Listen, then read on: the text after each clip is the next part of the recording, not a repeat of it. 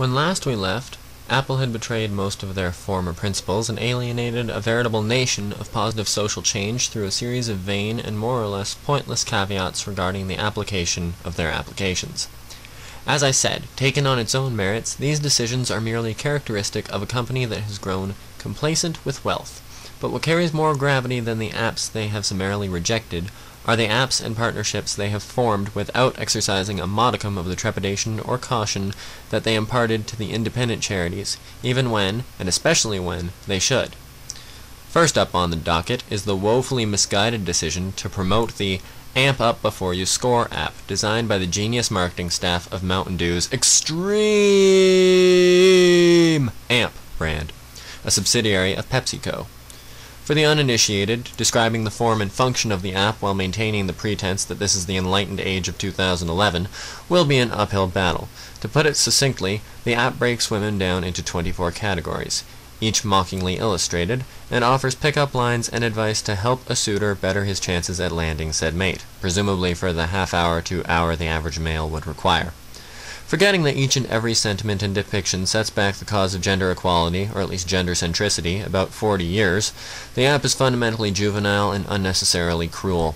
Pepsi and Mountain Dew have since issued statements of apology, and the app has been removed. Curiously, Apple has yet to admit any fault.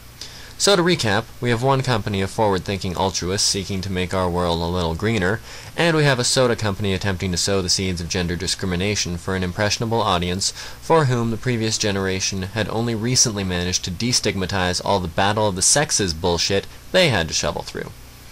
Next up, while not an app per se, is a partnership which demonstrates the same degree of callous disregard for the public opinion.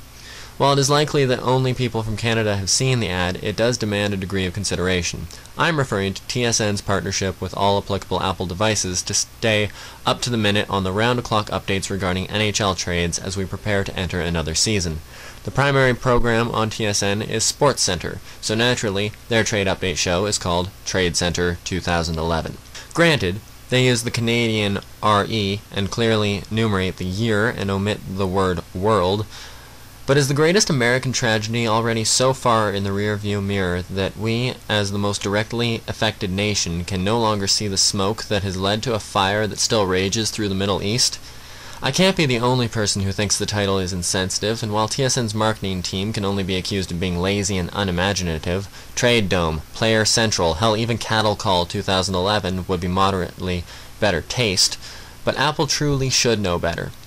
They should have the sense to avoid unnecessarily inflammatory business decisions or insist upon more deliberation from their partners.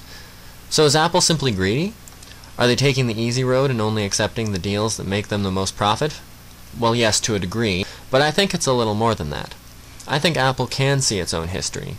They can remember back to when they were a young upstart company freshly ripped off by Bill Gates. They can remember the years of struggle, the desperate attempt to form an image and a brand. After all of these years and all of these fabulous machines, they can see in the rearview mirror, and they can see that the new hardware and software companies are starting every day.